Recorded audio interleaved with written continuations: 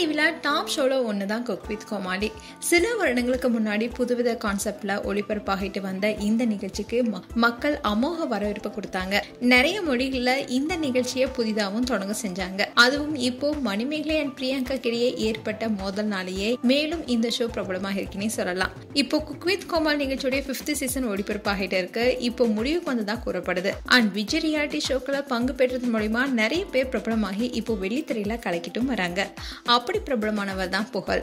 Cook with Comali show அவருக்கு நல்ல reach கொடுக்க இப்போ படங்களும் நிறைய வாய்ப்பு கிடைச்சிட்டு வருது. அதுவும் சிறந்த கதையை தேர்ந்தெடுத்து நல்லாவும் நடிச்சிட்டு வராரு. இந்நிலையில புகழ் தன்னுடைய மகள் ரித்தன்யாவுடைய பிறநாளை கொண்டாடி இருக்காரு. புகழ் முதல் பிறநாள் ஸ்பெஷலா தன்னுடைய மனைவி மகனுடன் இணைஞ்சு ஸ்பெஷல் போட்டோ ஷூட்டை நடத்தியிருக்காரு. அந்த போட்டோஸ் வெளியிட ரசிகர்கள் பலரும் வாழ்த்துக்கள் சொல்லிட்டு வராங்க.